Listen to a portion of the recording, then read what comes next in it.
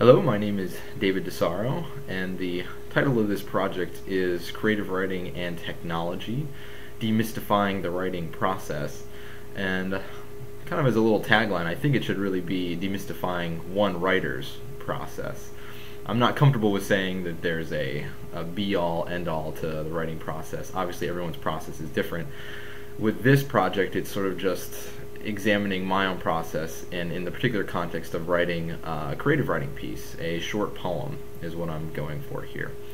But just to give a bit of background, I got some interest in this type of project, using technology to inform creative writing, from Robert Olin Butler, who is a fiction writer at Florida State University.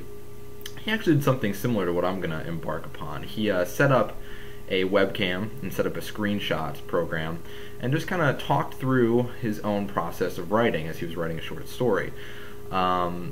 He had a postcard that he used as sort of a starting point, as a prompt that had a picture on it, as well as an inscription on the back, and he just kind of started the story from there.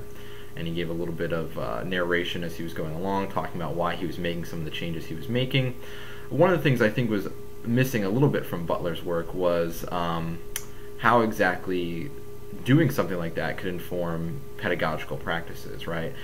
Certainly in the creative writing environment, but I think a lot of things that I talk about in this little project and that you might see as we go along the way can also be used in a composition context, in rhetoric, anything that you're going to be using that's going to be discussing the writing process, right? One thing in terms of what I'm going to be doing for this is using the freeware shareware program Jing. Now, because it's the freeware and not the pro version that they have out there, they're just short 5-minute clips. And essentially what I'm going to be doing is having word processor open and narrating my experiences as I write, similar to what Butler did. What I'm going to try to do, though, is really talk about sort of some of the feelings, the apprehensions, the little triumphs maybe that go along with the process, and trying to map out a little bit of the process as I go. So for example, a pre-writing phase, the actual writing phase, revision, right? And just because of time, I'm going to make this into a fairly short endeavor, a short poem, probably not more than a couple stanzas. We'll see what happens, we'll see where it goes. But part of this, again, is to sort of show, if I'm doing this, right, one thing we can do in either composition or creative writing, whether students are writing poems or fiction or creative nonfiction, or they're doing things like narrative or analytical or persuasive essays, or even multimodal compositions, right? Nicole Williams, one of my partners on this little project, is going to be doing multimodal composition and talking about that. One of the things when we have all those different genres is using a photo capturing or video capturing screenshots. Students can write, and then we can put all that information up there. We can take class time to actually observe how people are writing, right? But then also talk about certain things like, audience awareness, right? If we're sort of writing in secret in our own sort of comfort zones, what happens when we use technology and all of a sudden it's being recorded, right? How does our writing process change? Is there more apprehension there? Right, and then just seeing what folks did, why did people make certain deletions versus others. One thing I noticed particular with writers and, creative writing, but certainly true of composition as well, is, whenever, with technology and the word processor, unless you leave something like the comment function on, a lot of the little edits and revisions and changes that we make get lost, right? We sort of change things as they're happening a lot of times. I remember reading an Elizabeth Bishop poem, and seeing an early manuscript from it, and you can see her crossouts, you can see her margin comments, you can see all the changes that she made along the way to get from sort of the first draft to her final draft, to the published version, right?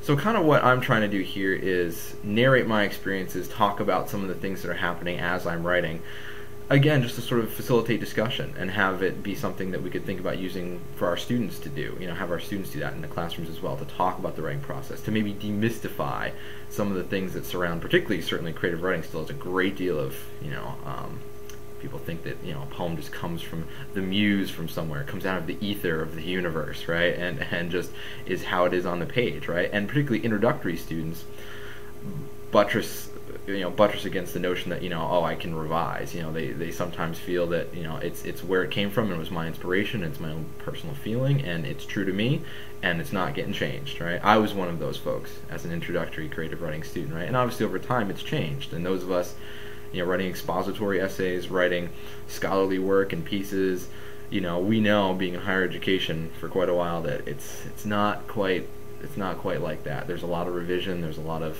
adding information, there's a lot of taking away information to formulate the piece how we want it. So this is just a small endeavor to try to do that, to try to experiment and see what happens for one writer's particular process, to talk about maybe all of our writing processes, and then seeing again where there might be crossover between something like comp and creative writing. Composition, I think, is more apt to use technology in this way to facilitate certain types of discussion. Creative writing, I don't think so as much, and I could be wrong. There's a lot of research that's coming in and things that are out there that I certainly may not be aware of. But in general, I get the sense or the feeling just from creative writing as a field that it's still very much the sort of writer in seclusion, occasionally bringing the work into a workshop and getting some feedback from peers, right? But the actual creative process, we like to kind of keep that to ourselves. Or when we do talk about the writing process, it's like, well, what worked for you? What didn't work for you? That whole notion of lore, right? So this is trying to maybe dispel some of those things. So essentially, I'm going to have different episodes, right? Little 5-minute episodes with the different processes, either, again, the pre-writing, the writing, or the revision phase, and kind of, again, narrating as I go along. So we'll see what happens with this little experiment. I hope you enjoy it, and stay tuned for episode 1. Thanks.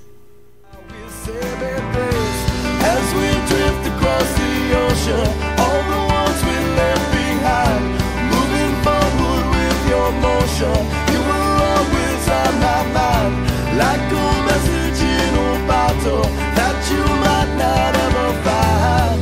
You're making up your mind. She's not waiting anymore for her ship